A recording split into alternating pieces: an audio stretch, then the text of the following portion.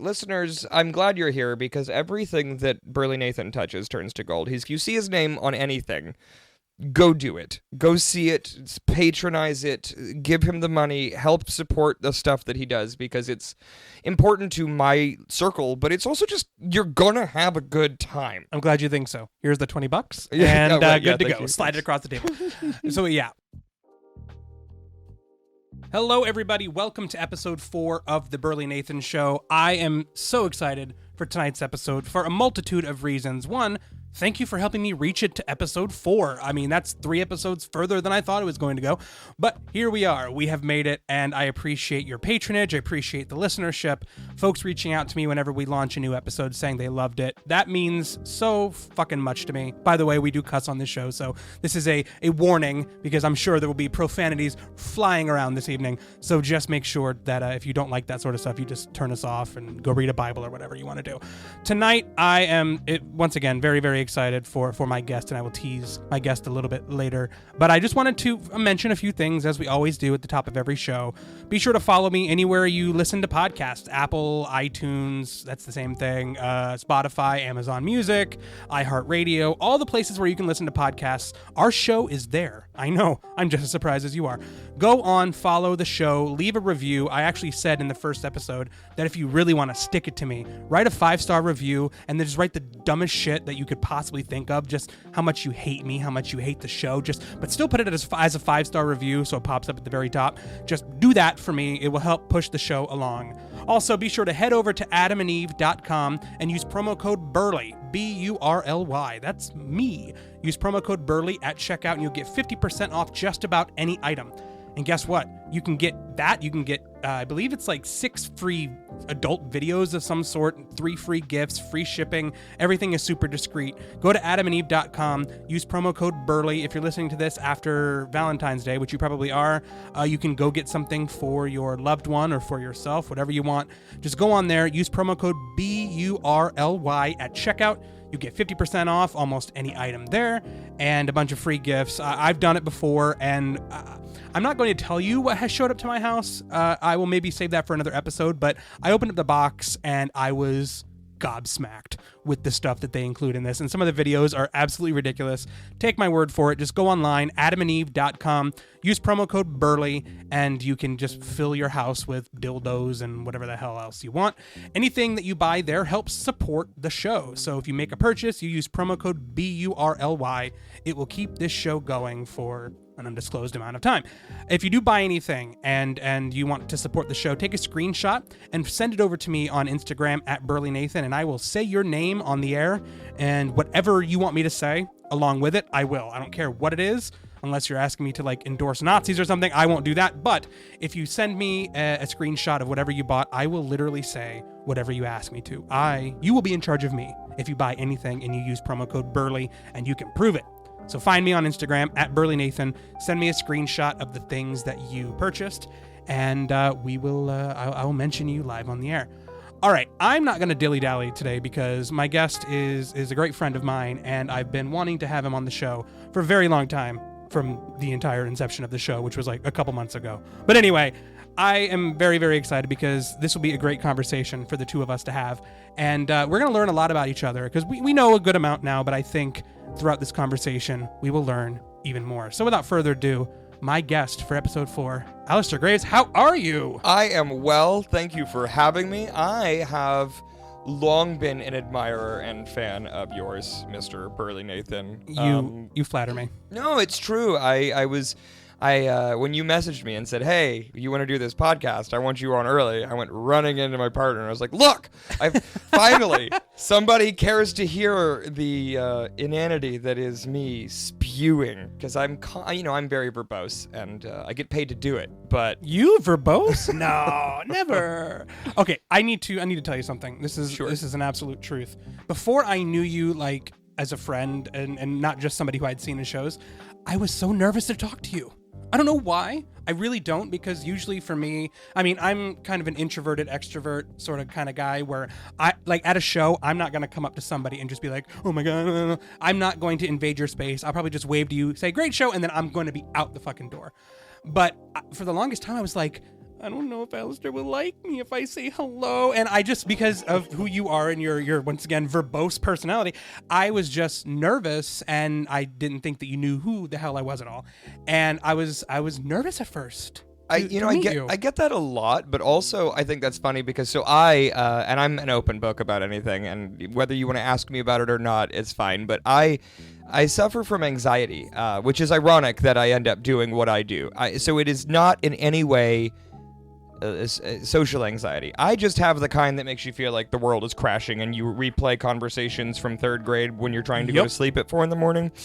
And Hard so relate. When people behave that way, I go, oh my God, they don't like me. so if anything, I was going, oh man, I must not tickle his fancy, whatever I'm doing, he must not. Well, the truth shall set us free this evening.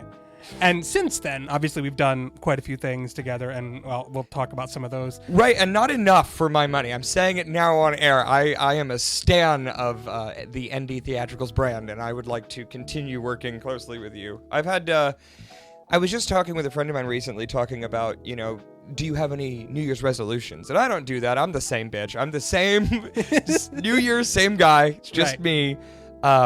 But what I have decided is that this year is going to be a year that I am, sort of refocusing into putting more into showmanship and getting more out of what I put in and that sort of mentality.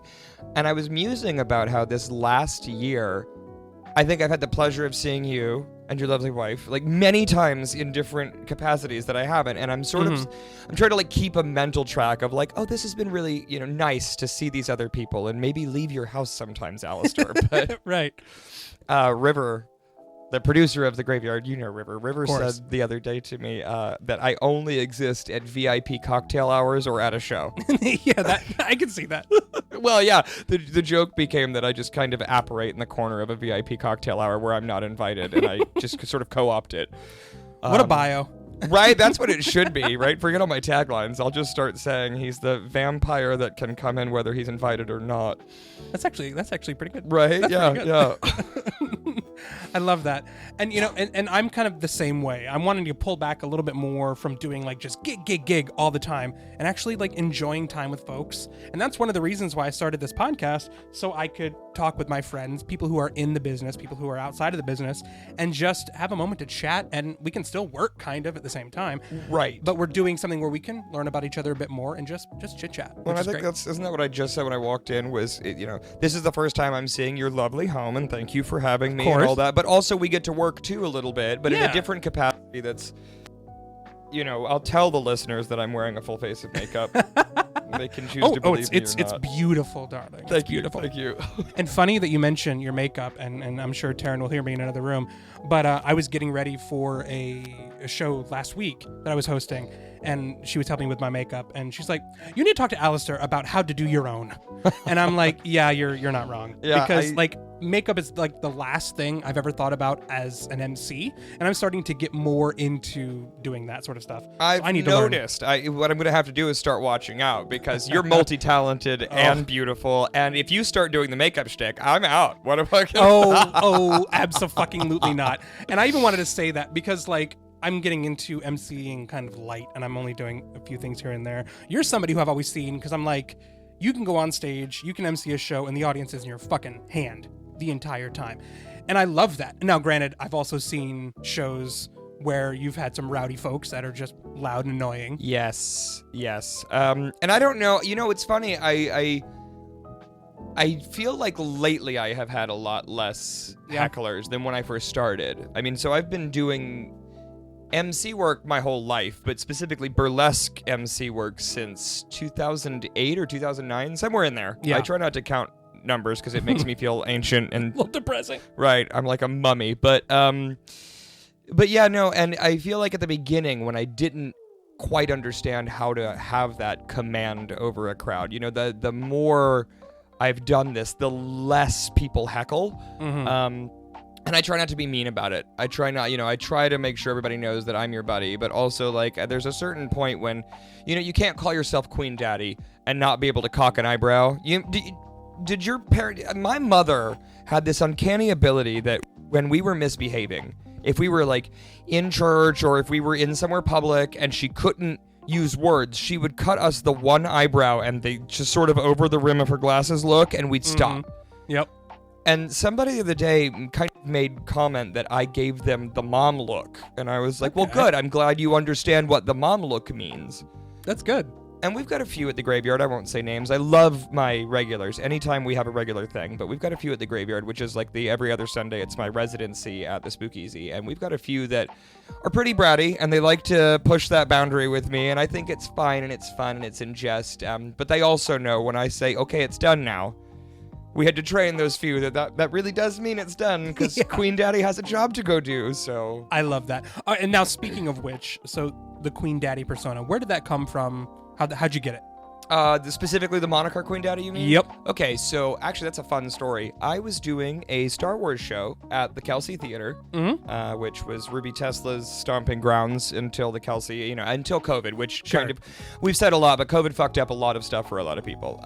So for a while there, that was like sort of one of my bigger theatrical shows, which I think since COVID, I have been really yearning for more big stage shows again. And I think a lot of local, especially burlesque and cabaret, is being done in like smaller venues, bars, kava places. That's great with me. Like, I don't care where it is. I love it. But I do kind of miss, my upbringing was on a stage. I was a musical theater guy, for straight plays, whatever, anything I could get my hands on. I went to theater school. That's just, I miss the curtain. So I came out at the Kelsey.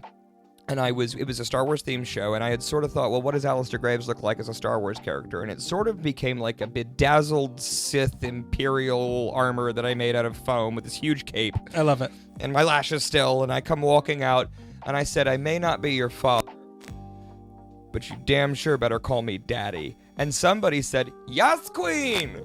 And I went, yes, Queen Daddy. And they all went, yes, Queen Daddy. And the entire crowd, 250 plus, were like, yes, Queen Daddy. And I went, oh, there's something to this. And at the time, Ruby Tesla was doing double features. So then we went back, I reset, threw my powder on, I came back out. But instead of, hoping the joke would happen again, I set the joke up, and it really stuck. And it wasn't until... hell, I want to say probably 6 months later of me sort of introducing myself that way that my burly mom, Frankie Markstone, was standing off to the side talking to a different person. And I can't even remember what show we were doing, but she looked at the producer dead in the face and said, watch this. And she just looked at her watch and started counting the seconds. And I didn't, nobody knew what she was talking about. And apparently she was timing how long it took to hear the crowd say, yes, Queen Daddy. And she went 28 seconds.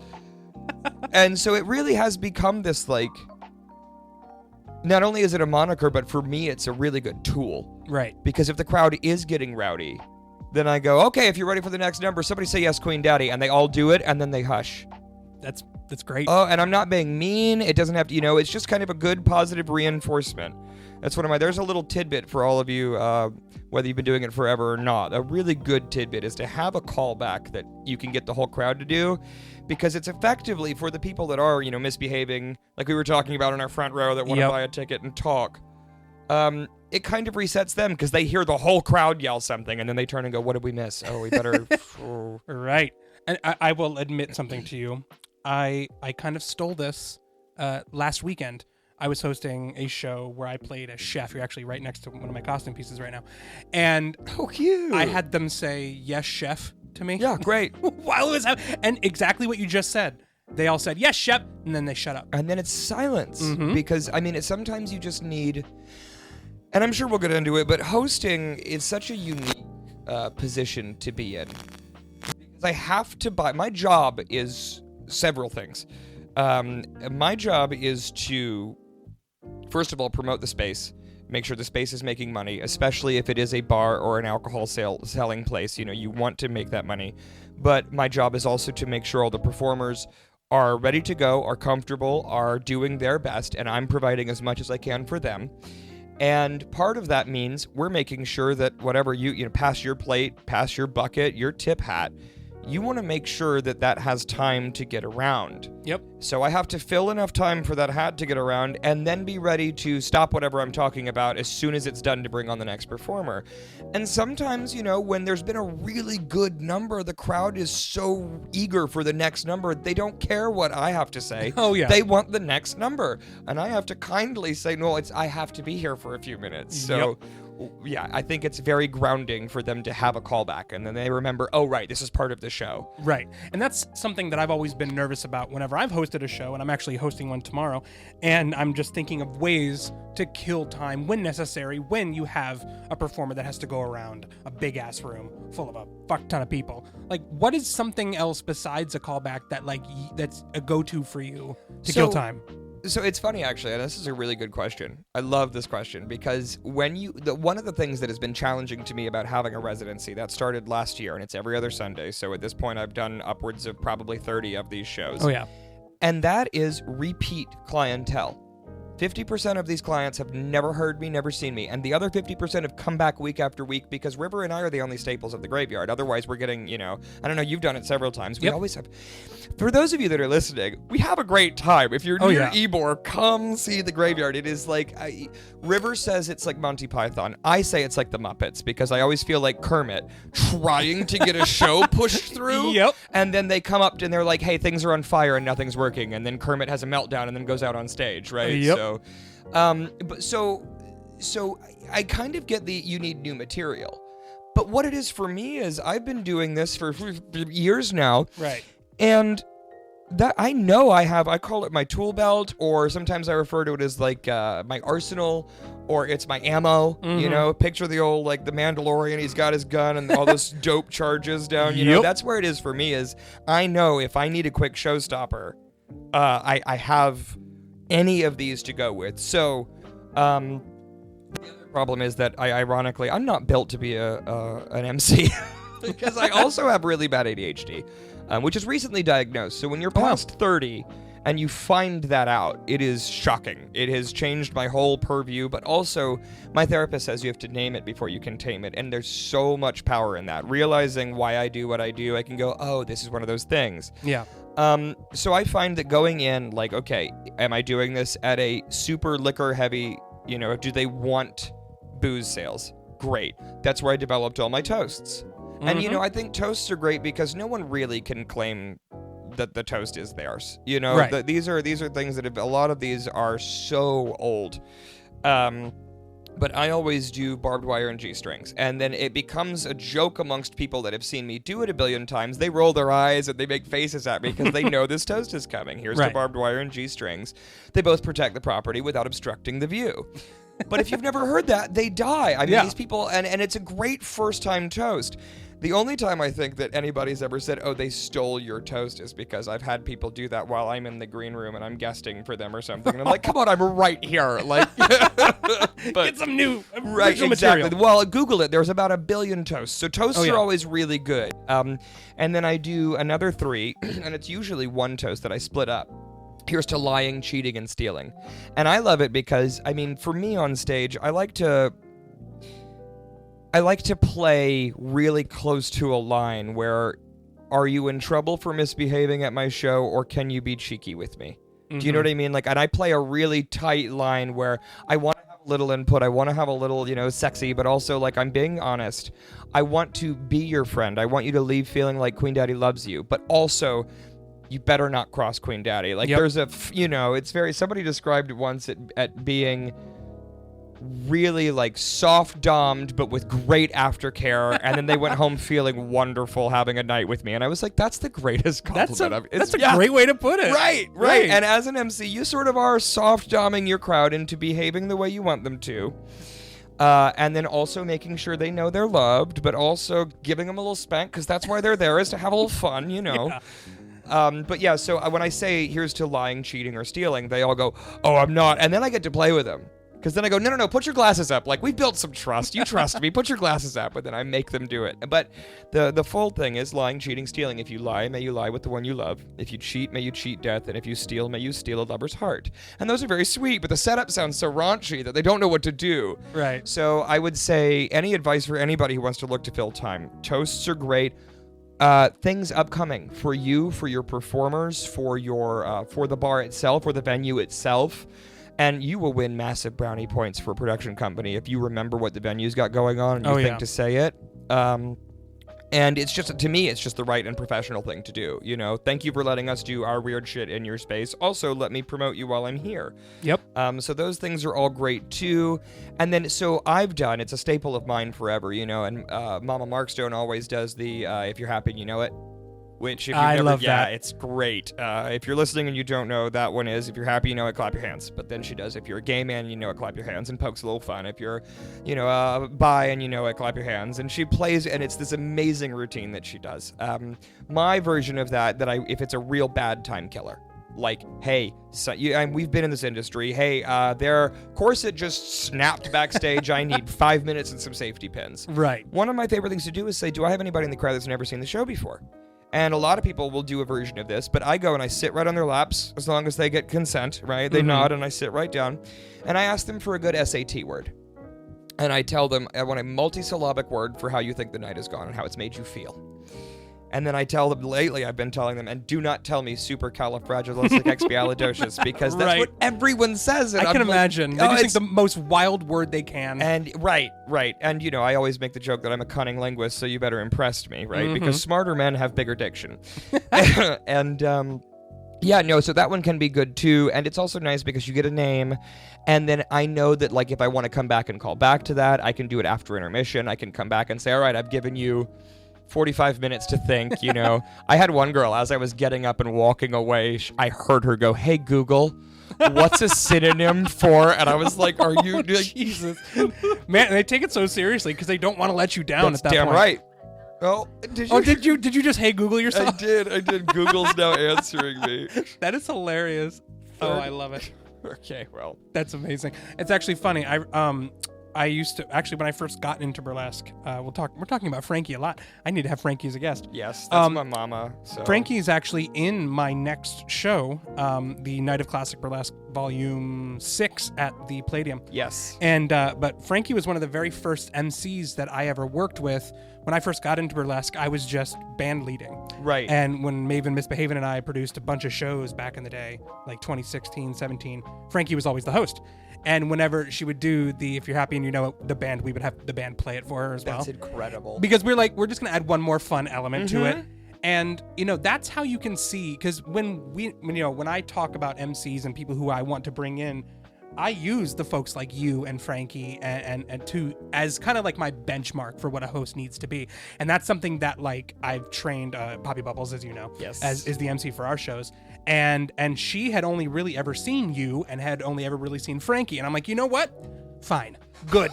Like, I'm glad that was the exposure that you had to learning about how to MC a show and how to keep an audience in the palm of your hand. And because there is, as we've been talking about now, there's an art to it. There, you can't just go out there and go, hey, I'm your host, fucking listen to me. I have seen incredible shows. I mean, the talent has been extraordinary. Murdered by a bad host. Oh, yeah. And my thought is, you know, if I'm doing the right job, if I'm doing the job the right way, I might be thought about later. You know, I'm honored to be, and that host was great. If I'm doing my job right, you should be saying, did you see that Lyra act? Did you see that one performer who came out there and blew my mind? Oh, yeah, and Queen Daddy's pretty good too, right? Yeah. But if you do it wrong, I mean, I've seen wonderful shows, and again, it's not, I think what it is, and I compare this a lot to musicians. I often say, you know, because I'm a drummer, and I'm a very basic pianist, but I'm a drummer. And so I liken it to that, where I think that people have this misconception, right? So if you go into a Sam Ash and you pick up a violin and you've never held one, technically you probably won't even be able to sustain a note with that violin, because there is a really strong technique to make a note resonate. Right. If you pick up a drumstick and you hit a drum, it's going to make the right sound. That doesn't make you a drummer, right? Everyone talks. Not everyone hosts. Everybody, just about, unless there's a reason they can't, or, you know, they're very introverted, everybody speaks. It doesn't make, you know, I have, when I started, I know, me too, these allergies this are weather. horrible. I have composition books filled to the brim with notes, the way that I've seen many burlesque performers take notes and take examples and watch. And before I got kind of pulled into burlesque in a really weird way. I did Rocky Horror, and I still do. Yep. I'm the assistant director for Hell on Heels, the Tampa cast. But I started with Rocky Horror when I was like 17. And I joined the Tampa cast way back then. And I try not to say dates so that it's harder for them to do the math. Right. And then, that movie came out, Burlesque, which is so ironic because it's really more of a cabaret than it is burlesque, Truly, it's just a share cabaret, which is great. But the movie came out, and so there was a local group that was like, hey, we want to start doing this. The director from my old Rocky cast was like, let's start doing this. And I was the spotlight guy. That's all I was doing was spotlights. And I would come every show that they did, and I would do the spotlights. And then their host got sick and couldn't make the show. And so the director called me and said, you're next. And so I kind of did get thrown in. Wow.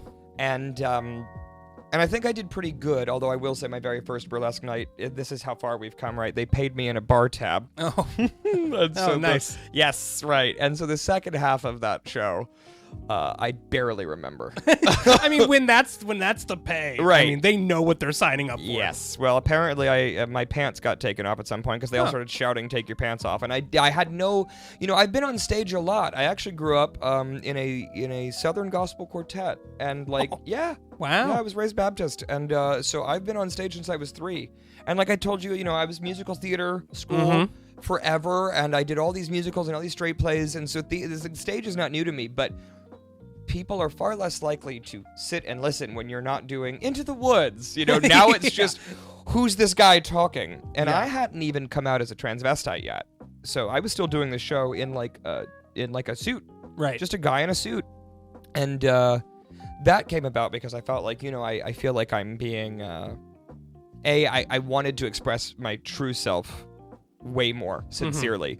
And also I felt very meat markety. Right, you've got typically you have a lot of femme presenters that are silent, and then a guy holds a microphone and goes, "What did you think about that one?" And it felt like Beetlejuice, like I felt gross. I get that. Donning the makeup and getting more into costuming, first of all, I think it helped my career because I wanted to be as pretty as those people. Right. But also, it makes me feel, and I think to the audience, I am more part of the show. Because now I'm coming out in my rhinestones and my glitz and my glam, and I'm introducing a character too, and I'm being this person that instead of hard stopping the show so the guy in the suit can auction the next piece of meat off, which felt so gross. Right. So that's how the whole thing sort of came about.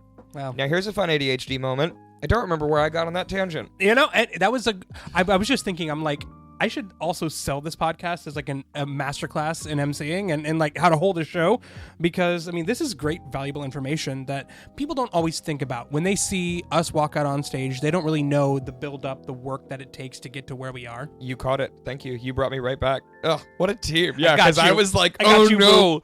Yeah, no. So after that very beginning, I started really doing some history and started doing some learning and started watching, and I watched variety shows, and I went back to learning like some real solid education from like, Marlene Dietrich at Café de Paris all the way up through the 60s, the 70s, the 80s, the 90s, introducing myself to the legends, getting to know our current golden legends that it still exists.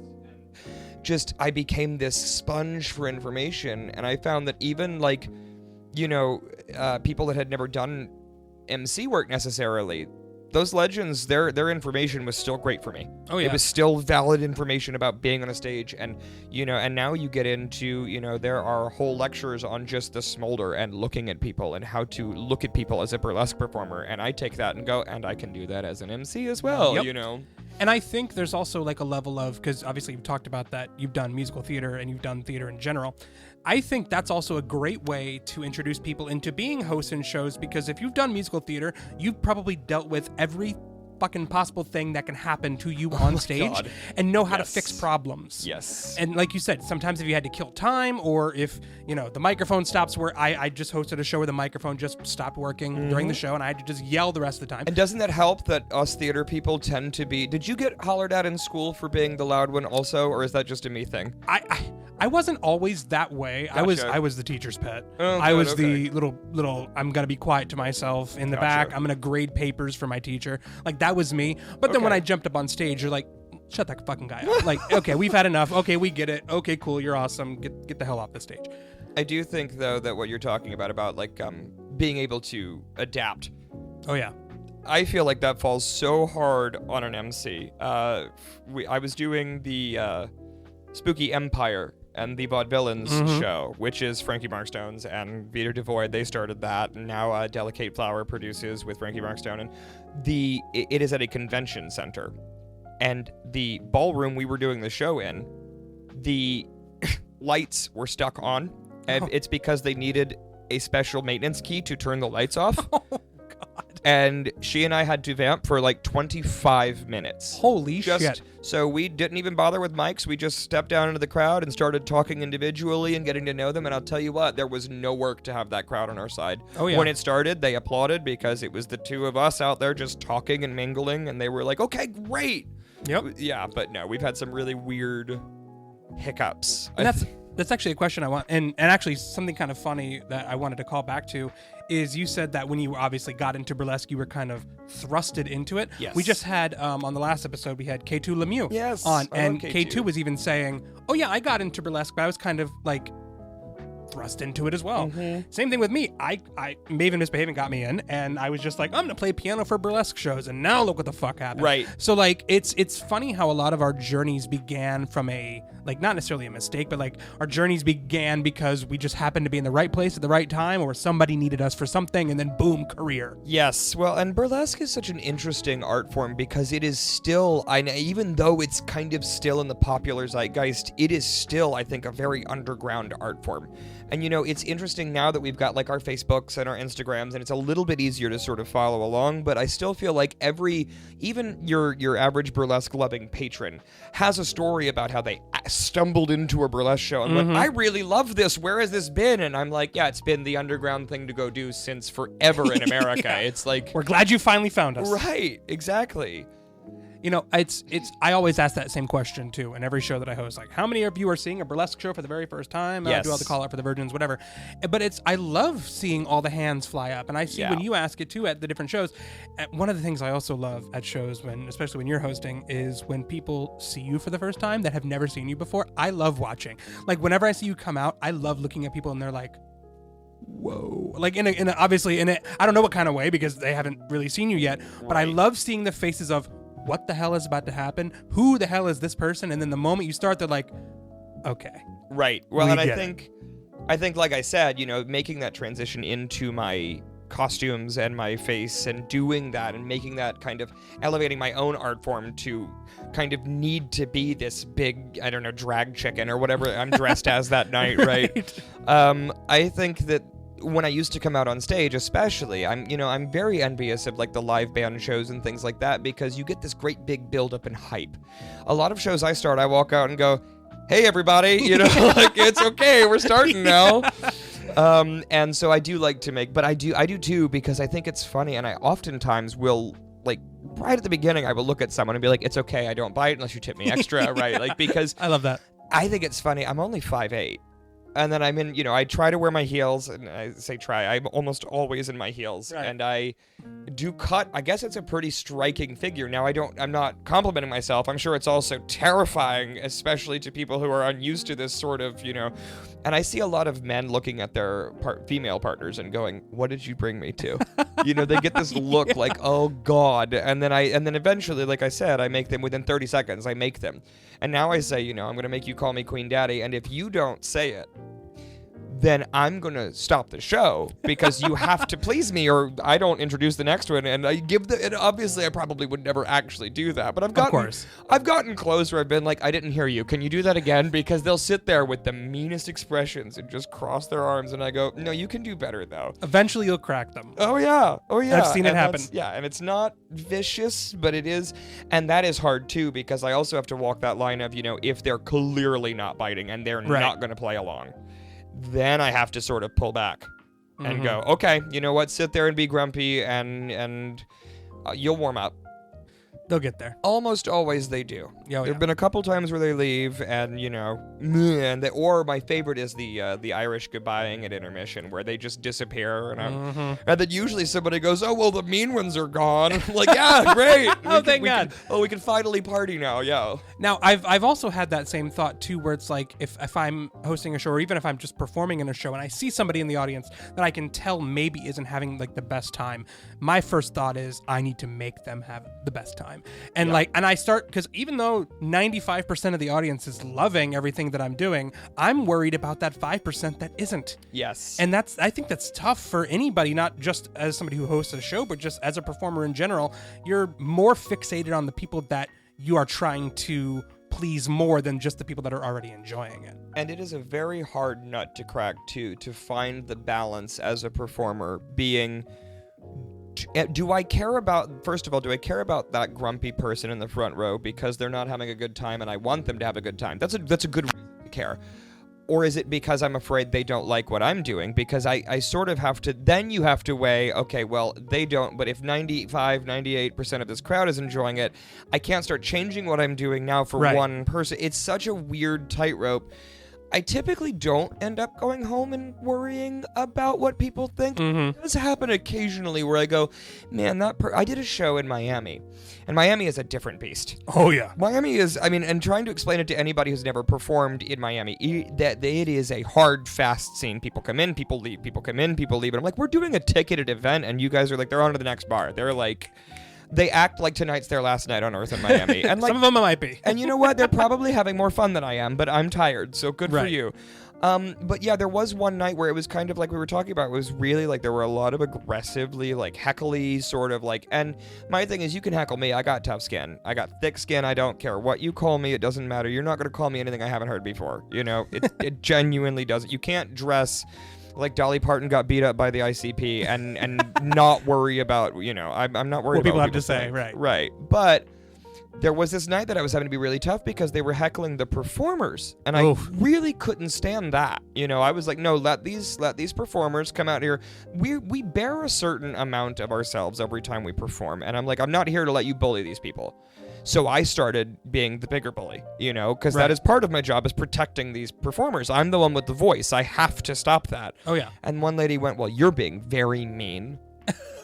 And so I sat down as calmly as I could next to her, and I said, okay, you just said X, Y, and Z about a performer that was very, very rude. I'm just making sure that my friends don't have to go home and feel bad about the things that you just said. Do you still think that I'm being mean, or am I parenting an angry child? And she got up and walked right out. And then everybody cheered that she left. Of course. And, I was just trying to be nice. And that's a great way to handle it. Yeah, you can't be... Heckling is fine, but you can't be a bully. Yep. I've only ever had to... One of the things that I do when I walk in, and it's funny because you were talking about this with Poppy. I just listened to your episode, so it's fresh in my mind here. But you guys mentioned, about having to throw people out. I've only ever had to do it a couple times, but where you can yeet the stage, I am not that big. So what I do when I walk in is I make sure that the venue owner, the bartender, whoever I need to talk to, if they have security, even better. And I tell them, it takes me, I've only in years of doing this, I've only ever had to throw out 2 people. And one was because they got drunk and got handsy, and I immediately stopped the show because they touched a performer. And I mean, it was an aggressive touch too, as if it matters, but it was bad. Yikes. And we threw them out immediately. Show stopped, lights came up, got them out, show went back on. Okay, great. But I always tell my staff, if I say they're out now, I need to know that you're going to back me up, because if you don't, the rest of the crowd may follow, because now I have no power. Right. So I'm very adamant about when I say it's time, you need to be able to, and I've never had a venue say anything but, okay. Great. Yes. Yeah. That's what you need. You need support from the venue, support from the folks that they have there to make sure that the show runs smoothly. Yep. Because if something bad happens in their venue, they're also liable. So Absolutely. Well, and we had that same guy that got gropey, and we got rid of him. His friends chose to stay, and then they apologized by way of each one of them threw like between $50 and $100 in the tip jar, and we were like, okay, we'll forgive you. We'll forgive at that point. All right, so we are going to do a pivot now into learning more about you as a person. Great. Because I think, folks obviously know our personas and they know, who you are on stage. But now I want to get a little bit more into the nitty gritty. Before the show started, you said you were born here, right? I was born on Dale Mabry Highway in Tampa. On the highway. Yeah, nice. Yep. To a rabid pack of wolves. I would believe it. Believe it. That's great. No, but I was born in Tampa. I have lived here all my life. The jokes aside, I am 33. I have lived here all my life. And for better or worse, it's home. And I will say the longer I'm here, the more I start considering leaving. But, then there's also that piece of me that knows that I've built up, I consider myself very blessed that I've built up a really good professional network. I have a really good, I don't like to say fan base. I've got a good friend group. I've got people that come to support me and they want to see my shows. And I know that anywhere else I move, you're starting over.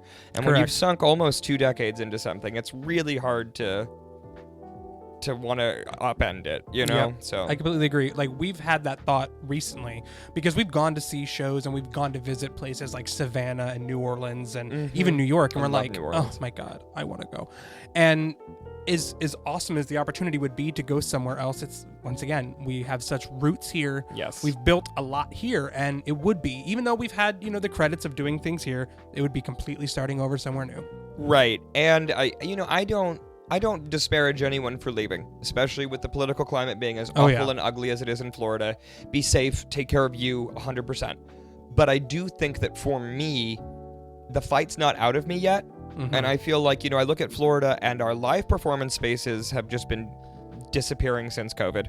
Oh, yeah. And it's hard for independent business owners. And there is, there's less and less queer representation and marginalized representation. And so for me, the fight's not out of me yet. I feel like, no, if DeSantis wants to get ugly with us, he has to contend with Queen Daddy. Yes. And I don't have my lawyers, but I will make his life hell. And that's what we all have to do who want to stay and fight. That's, I'm at this point I'm staying alive for spite. I am staying in Florida for spite. I cannot dog that. And that's something that we're trying to do in our industry, is to show people, like, for example, at one of our venues that I work with, I'm not going to say the name because I don't want it to come back to them necessarily, but they had some patrons come in and say, they saw posters for our burlesque shows all over the place, and they said, we may not come back here because it looks like you're trying to turn this into a adults-only strip joint. The owner of this venue, who is a dear friend of mine now, defended our shows to the ends of the earth. Yep. And because he knew we have to be the ones to show people the way, right? We have to show that we are progressive, that this art form has been around for, and what's funny is the people that are complaining about it are people who probably enjoyed that art form at one point in time. Absolutely. And were maybe supporters and maybe marched against folks who once protested against it as well. So it's like, it didn't make any sense to me, but I was so glad that our venue owner was like, yeah, it's going to be here. I'm sorry that we're going to lose you as patrons, but this is the way the world is going. Right. Well, and that gives me that little bit of hope to stay, It's that anecdote where there's the anecdote, and I believe it was at one point a true story, but it's told all over the place, where there's a little dive bar, and a guy walks in and he orders a drink, and the bartender grabs a bat and chases him out. And the guy sitting there watching all this asks the bartender, why did you get rid of him? And the bartender was like, well, he's a Nazi. He runs with Nazis. And you let them come and have one drink, and then next time they bring 10, and then they bring 50, and then they bring 100. Yep. And before you know it, you've lost your own bar to that, ideology. And so, in a sense, it's kind of the same deal. Like, we, the venues that keep me safe and say, no, we're going to choose to continue this way. And if you want to, disparage it for being woke, then fine. Which I also, and I won't get into all that, but I think it's hysterical. They're like, oh, you've gone woke. And I'm like, listen to what you're saying. Yes, I am. Yes, not gone. I am that. Yes. Yeah. Yes, I am. Whenever I hear people say that, it just makes me cringe. I just get that I know. Yeah. feeling. Yeah. It's like, no, we're trying to be progressive and like move the world along a little bit. Like, well, come and that's on. the other thing is when I think about what I want to do before I die, when we were young, and I don't know, I think a lot of people have this moment where you sort of hit mid-20s, early 30s, and my dreams didn't die, they just shifted. My things change. Realism does set in a little bit. I'm probably never going to play the Phantom on Broadway like I wanted to when I was 15. Right. Unless we do like a Paul Stanley run. Because remember, Paul Stanley from Kiss got to play the Phantom for a whole year. It wasn't good.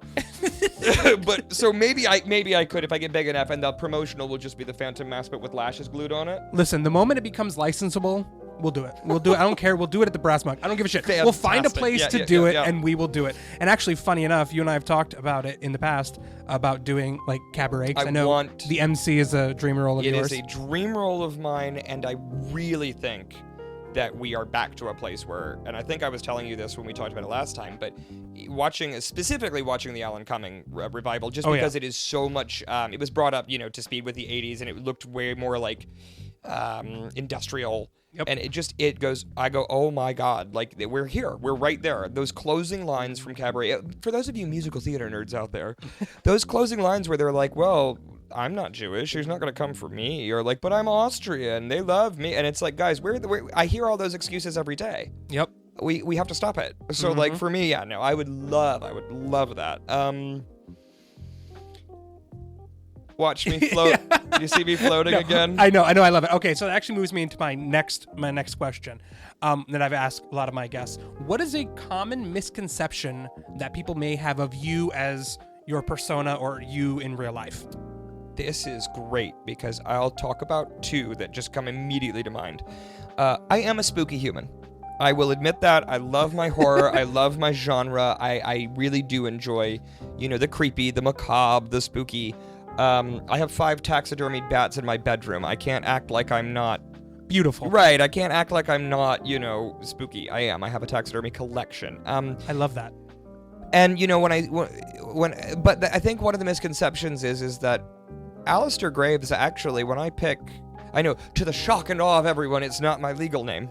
But it is a name that I answer to now and introduce myself now more than my muggle name, I'm finding, as I grow up, to the point that I'm considering, I don't know. We'll see. That's another decade down the road. But no, Graves was just because my grandfather's first name was Graves. His first name was Graves. Oh, wow. Yeah, and he was a World War II staff sergeant. I never got to meet him. He passed when my father was only 16, which was a shame. But I thought, what a cool name. And my dad told me, we almost named you that, but we were afraid it was too macabre. And I'm like, but look! Now look what my happened. bedroom is just covered in all this horror stuff. The Universal monsters are some of my favorite things. I mean, I do Spooky Empire, and we do all these, and I do the Graveyard Show at Spookeasy. But I think the misconception is, I wanted to be Breakfast at Tiffany's. Mm-hmm. I came out, and a lot of my outfits are very rhinestoned and sparkly, and I wear my tailcoats, and I wanted to be like, if Breakfast at Tiffany's, just flip it. Just put a boy in there, and And I think they see a streak, they see a tailcoat, and they go, oh, this is like some Rocky Horror, like spooky stuff. And I'm like, not always. Mm-hmm. I love, my heart is just as much into the Vegas style, variety vaudeville. I love that classic nature of burlesque, and I still get picked up from all the producers that are not my typical producers. I get picked up starting in September, and then by the middle of November, I'm back out to just sort of the few things that I normally do. And I'm like, guys, I'm not just a horror host. Like, I love being a horror host. Right. Somebody said I'm like a gay Vincent Price, and I was like, I love that. That's okay. That's a huge compliment, but also, like, that sometimes, to me, Alistair is not a character. That's who I am. It's about how Alistair's dressed as the character. Am I putting a little more, vaudeville in it? Or am I putting a little more sinister spooky in it? Or you dressed as a pirate for no reason. Yeah, I did. I just did that. So that's one misconception. And then I think the other misconception is that people are very interested in my sexuality, which I have no problems talking about, but I think the assumptions that are made are very funny. Because, like, I'm a proud bisexual man. So they see me in my... with my partner, who, if you don't know Leela Belcoin-Trell, is a gorgeous, stacked redhead. She's beautiful. She's pinup. She's... ugh. And so they see that, and they're like, oh, so are you lying when you're on stage? And I'm like, no, I'm flirting with the boys that I think are cute on stage. Right. Like I can do all of that. It's fine. Or they think, oh, you must not be like this when you're at home. And I'm like, oh no, I'm exactly like this at home. That's Lilibel's favorite answer is like, because they'll ask her, is he like this all the time? And she's like, yeah, 24/7. It's just living with like a cartoon. It's great. That is so great. And I kind of have the same situation too, because most people, and from even my childhood, will be like, oh yeah, you're gay. Yeah, you're totally gay because you are a man who sings, you do musical theater, and you do this sort of stuff, so you must be gay. And I'm like, I mean, you know, a little bit here and there, depending on what dumpster I'm behind that night, but like, that's not who I am. And they'll see me with Taryn or me with anybody else, and they'll be like, is your beard? Is this what's going on? And I'm like, yeah, 15 years that we've been together. Just been a complete lie. No, it's mind-boggling, and I understand because, you know, I think that especially in our burlesque scene, it's become such like a beautiful artistic canvas of just every walk of life. Right. And I think your average person wants to go, which box do I put this in? Right? Like, what color is this? Where do I don't understand which crayon are you? And I'm like, oh no, I'm melty. Like, I do a little bit of all of it. So you dabble everywhere. Yes. Okay, so I have another interesting question. Can you tell me a habit or a routine in your life that you have that helps propel you forward every day? Is there something that you do every single day, like an affirmation or something you do that gets you jazzed up for the day? That is a really good question. So, and I do, because I have show routine. I have like show day routine, which is different than day-to-day routine. Right. I mean, I'm also, I don't get into it much, but I'm not shying away from the idea that I do, in fact, have like a muggle day job. Right. I'm fortunate that I work from home, but I have a muggle day job, and they think that I live this There's a misconception you probably get hit with too, is that we really are these like glamorous, overpaid, oversexed, overdrunk, and I'm like, no, I grind like 4 jobs. This is just my favorite one of them. Yeah, exactly. We were talking about beforehand. We're like, how many jobs do we have combined? And that's just how it has to happen these days. Well, really and I is. think, and especially for show people, but I do think just anybody in our age group or younger is just like, that's where we're at, is we're just grinding. So I wake up every day and I shower in champagne because I'm worth it. No, of course. For a second, I'm like, yeah, that sounds accurate. Right. And then I bathtub gin every night. Beautiful. No, really what it is I wake up and on my hardest days, I think I just really cling to and look forward to the upcoming fun things that I have. Mm-hmm. So part of my affliction with ADHD is I have really garbage memory. Mm-hmm. Which is, again, another reason why I should not, by all accounts, be hosting. I will get to the end of a night and I will look at people that I've worked with for 10 years and look them in the face and go, and introducing back to the stage for your applause, and then we'll name blank on someone I've known and been in their home many times, and like we've had dinner together, and right. And it is something about my brain. The memory is so fuzzy, and I've realized in therapy, if you're not in therapy, everyone should be in therapy. Do it. But I've noticed that I kind of live for moments. I don't even live for like whole days. You know, some people say I live day by day. I feel like I live for moments. And when I'm having a moment and I'm lucky enough to realize like, oh, this is a really good moment, you know, let me cherish this. So yep. I think that part of my ritual, especially on my toughest days, is just getting to, and oftentimes it's living for the weekend, you know, just like that 80s song.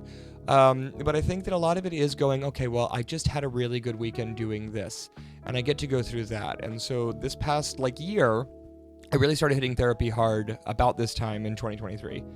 And I have started trying to remind myself of all the things that I'm grateful for, and not like going through a whole, meditation of let me list every single thing. Mm-hmm. It's taking 5 minutes, closing my eyes and saying, this week, I'm really blessed because this thing is about to happen or just happened, or I got a great phone call this week, and a lot of it is shop talk. I signed a deal with this new venue and we're going to try out a new show, or somebody called me that I always wanted to do one of their shows and they, for whatever reason, we've never worked out and now we can do it. Right. But sometimes it's just like, personal stuff. As the night that we were recording this, tomorrow is Valentine's Day, and that's my 6-year anniversary with Lilibel. Oh, congratulations. Thank you. So, that's awesome. So this week, that's been kind of on the forefront of my mind, is that I'm very grateful because she is Jessica and I am Roger Rabbit. So that makes total sense. He makes I love that. me laugh. Okay, so I have another question. Can you describe a time when you felt completely out of your comfort zone, and how did you adapt? Oh, goodness. Yes. No, I'm out of my comfort zone a lot. Because I don't like change. Same. I feel you there. I don't care for change. Let me think about, yes. So recently I did a show that was, it had a little bit of burly, but it had a lot of just random variety and like live art and like this huge kind of smorgasbord of art, which I thought on paper, I was like, oh, this is amazing. But when I showed up, I realized that there is a certain correlation I'm finding with the burlesque scene and like cabaret scene and that sort of thing, and like an acceptance of like this sort of queer lifestyle. And I showed up to this show and it was very much not what you would expect this crowd to be. And I'm going to describe it, and I was not being judgmental. The energy feels a little different. I walk in and it's like a troop of bikers, and then next to them there are like some like super duper stoners, right? And like the ones that just like are literally wearing it on their clothing, right? Of and you're course. like, nice. And it was just like this, it was a really cool vibe. But you can just look through my Instagram and see that I wear it on my sleeves. Literally, I come out and you go, that man is a not straight person, and and what we're gonna do gets real gay real fast. And that's not always, I acknowledge that's not always the vibe for something like an art show, you know? And I was very intimidated, is true. I mean, that's the right word. I still wouldn't say that I was being judgmental. It just, you get used to a certain sort of air and feeling and environment. And walking in and seeing nothing like what I was used to really kind of, scary. It's brand new again. And honestly, the way that I got over it was, for a little while, I just sort of clung to the person that invited me and to put the show together, that producer of that event. I just sort of clung to them. Part of my help was getting backstage with a couple people that were burly people, and some of them I knew, and the couple that I did not know, they were still super, we backstage people are always, if you're working with the show, we're like, oh, come on in, do you need some water? Can I get you a drink? Like, we're just going to take care of you.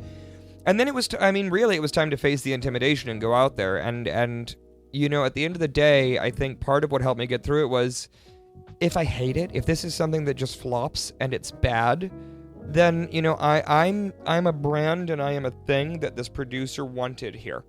And that was what I had to cling to, was they wanted me here. And sort of just reaffirming, like, what I do is not about what I look like. What I do is about how I interact. And slowly I start to make friends. And actually, I will admit a guilt. I did not pull the you have to say Queen Daddy speech for a minute. Wow. Because I just thought, oh, that's going to go over like a lead balloon, right? Like, we're going to, I don't want to do that. And to be fair, when I came back from intermission, I was like, okay, well, and I hadn't done it. And I went, I know what you're thinking. You're thinking Queen Daddy. And somebody went, Queen Daddy? And I realized, oh my God, I had never said it. And so I was like, oh yeah, from now on, that's what I expect to be called. And I sort of made a new joke about it. I was like, and when I finally am old enough, I'll be running for president, Queen Daddy 2045. And everybody started laughing, and they're like, and so then I've got these big bikers going, yes, Queen Daddy. And honestly, it just reminded me, I have found more acceptance amongst the biker bar community than I have in most churches I try to walk into. So what an interesting thing to think. Like, I mean, people wouldn't expect that. No. And I'm sure we could have an entire episode about those sorts of misconceptions. Well, I just saw a post on Instagram the other day that said, we're teaching our children as progressive parents that if their kids ever get lost, to find the nearest goth. Oh, yeah. Like, find a mohawk guy with, corpse paint on, because we're gonna go get your kid back to you. Oh, yeah. Like the goth people are the safe ones. We'll be like, oh, yeah, where's mommy? Come on, do you need a cookie? Like, let's help. Right. Like, look for the alternative people, because we're the ones that are probably the safest. Right. That's actually kind of interesting, because I've been seeing some TikToks recently of the lead singer of Disturbed. I don't know if you've seen any of these. David Draymond, yeah. Yeah. And going up to audience members in the front row, and you would think, like, at a Disturbed show, the obviously the misconceptions people may have is that, oh, it's not wholesome, it's not family friendly, it's Right. not that. But having these incredible talks with like Yeah. audience members and folks that are, dealing with addiction or loss. Like I saw, he brought up somebody who had lost somebody to suicide and brought him on stage, and they all did like a chant for that person who had that's passed. awesome. And I'm like, that's the kind of acceptance that I would expect, that I would want to hear in like a religious environment or something like that. And I don't really. I hear agree. that more from people in our community, No, which completely. is crazy. Completely. And I wish more people would understand that. Well, and we really work hard, I think, because it's. I feel like when I was doing musicals, when I'm done, for the most part, I'm done. Bugsy Malone, I didn't need them to go home and have some huge philosophical thought process about Bugsy or Right. Into the Woods or whatever. But we have this weird responsibility where we need to do our art form, be authentic and honest with ourselves. We need to be, elated in each other and lift each other up. But then I take it a step further, and I know most of us at this point is like we also need to lift up and provide a safe place for even patrons and everyone. It has to be that we are fighting for, the voiceless. That just has to be what we do. Right. And it's the origins of burlesque, and it is where it needs to continue to go, is that area. I love it. Wow. This has been a great night. Thanks. We have just gone on, and I love this. I knew you and I would have this sort of awesome combo, and I would definitely want to have you back. So for folks who want to follow you and to become a part of your sphere, how can they do that? So on Facebook, it's Alistair Graves, and I spell it a big, long English way, Alistair. Graves, like tombstones, but I'm not spooky.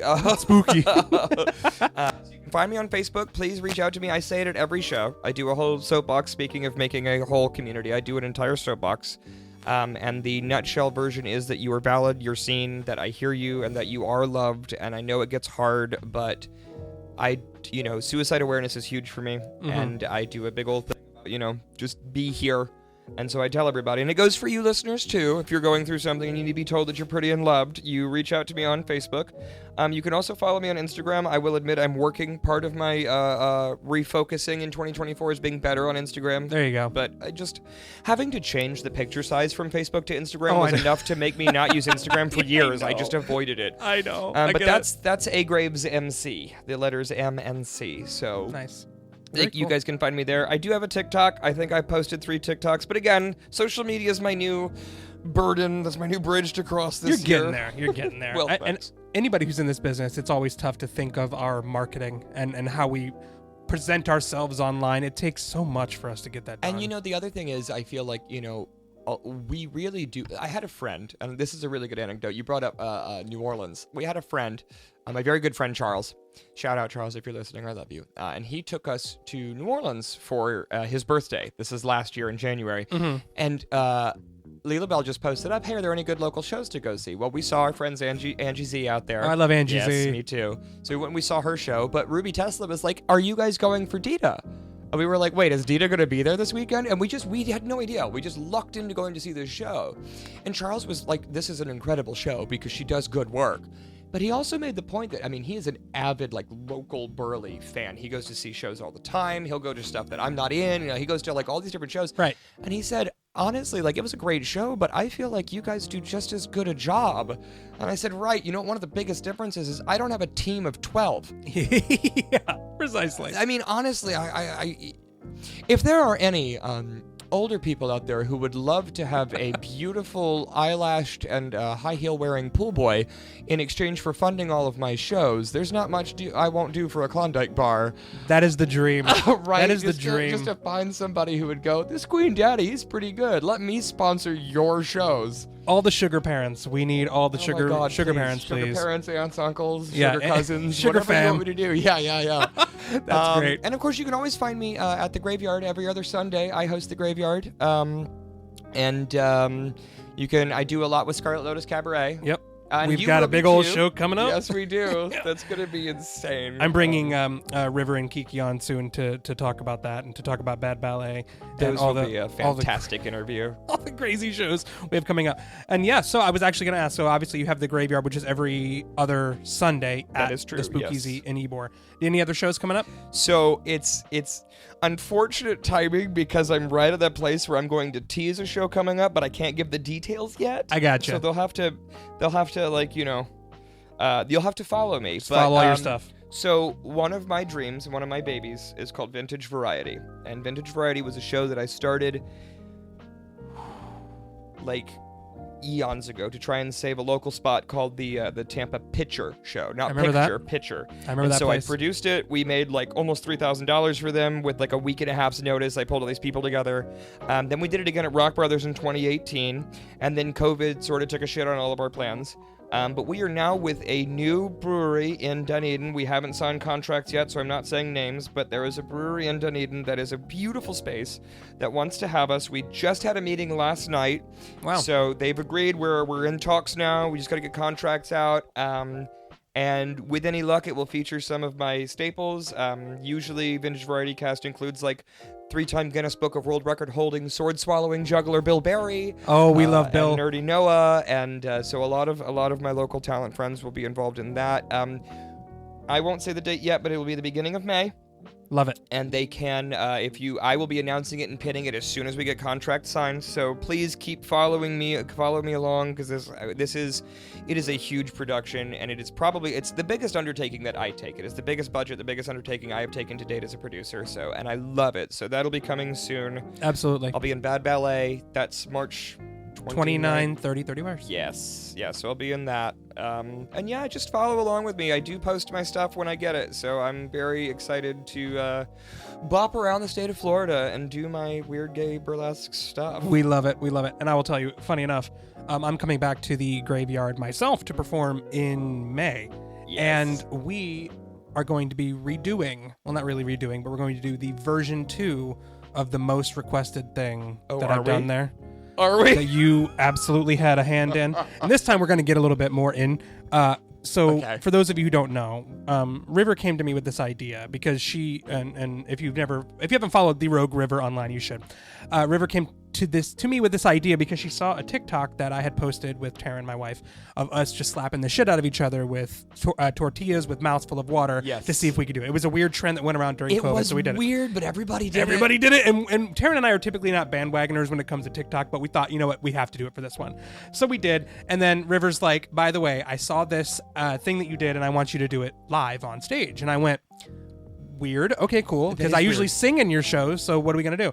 And then she's like, well, I want you to sing a song, and then I want you to get slapped in the face with a tortilla, and we want Alistair to do it. And I said, weird. Okay, what am I going to sing? And we decided on, what did I do? Bring Him Home from Les Mis. Yes. And I was like, okay, so we did it. It was like the saddest It was the saddest ever. song, and it was just like, and I hit this note, and then whap, and then I didn't wear my glasses because I knew those would go flying. Oh, they would have. And I just, every time there was a lull in the song, you just slapped the shit out of me with a tortilla, and it was hilarious. People loved it.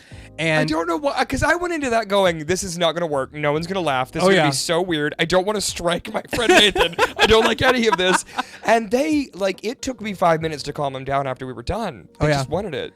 And I've gotten some notes from people who were there that they wanted to see something like that again. So I thought, okay, fuck it, why not? So I'm doing it again. I'm not going to exactly say what the song is, but I'm actually going into vocal training again so I could get good at the song that I'm going to do. Just to go do something Just silly to at the go graveyard. get that. I'm going to do a very, very, very hard opera song. If you're not already subscribed to this podcast, for that alone, for his dedication alone, you better listen to everything this man does. I'm trying. And I will say, I would be remiss. I know we're probably there, if not past, but I will say, for those listening, that I do consider this a huge treat, and I am. I've had a very fortunate sort of last year, I feel like, where I started running into you and Taryn, like, more and more than I think I ever had. Sure. And I really have been very grateful about that. But, like, listeners, I'm glad you're here because everything that Burly Nathan touches turns to gold. He's got this Midas touch for theatrical endeavors. So if you see his name on anything, go do it. Go see it, patronize it, give him the money, help support the stuff that he does because it's important to my circle, but it's also just, you're gonna have a good time. I'm glad you think so. Here's the $20 Yeah, and good to thank go. you. Slide it across the table. So yeah, we're gonna have a fun time. I hope people come out and see that. I'll post that date. I don't know off the top of my head. I should, but it'll be in May. I'll be back at the Graveyard at Spookeasy in Eborn. You should go see it every single Sunday. There's always a great show that's happening there. That's true. And Spookeasy's an amazing venue, so people should go check that out. All right. We're at the end of the show. You know, I have to say, my final notes are, I enjoyed this tremendously. I'm glad. I am hoping that you get to a place where eventually you circle back and start bringing some of us back. I know you're going to want to have a whole catalog of people, so like maybe in a year or two, but I would love to, I'm wanting to do a live show at some point. Oh, that would be amazing. And I think I may have mentioned it to you a while back, but in July, we're doing a roast of me for my birthday, and I want you to be one of the roasters. I guess I never put together you're a July baby. Yeah, I'm July 1st. I'm July 11th. Okay, all right. So we're close. We're doing on July 13th, I don't know, one of those dates. We're doing a roast, and it's going to be we're actually going to do it as a fundraiser for Aspirations Winery. Fantastic. And it's going to be my birthday show and roast, and I've got like 5 or 6 burlesque performers that are all donating their time to come, and people that are coming from all over the state. That's great. That are going to come and perform.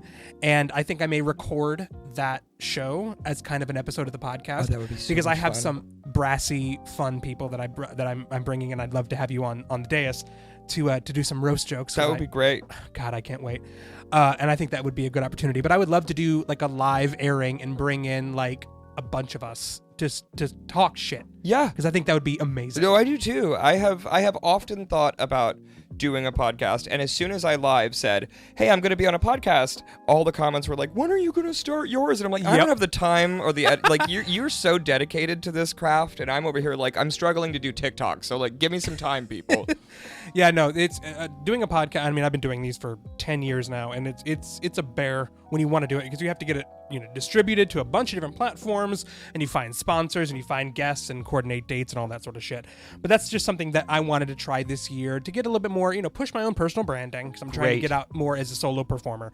And I wanted to be able to talk to my friends in a one-on-one sort of fashion, get to know a bit more about them and their lives, and we're gonna have folks that maybe have never been on stage before. Yeah, that great. specialize in something completely different. I'm wanting it to be because I wanted to bring in obviously my close performer friends to kick it off to get an audience built, but there will be lots of different types of people on the show, and I'm so glad that you were here. Well, thank you for having me. I look forward to it. Hey, producers, I don't only do spooky stuff, so just a reminder.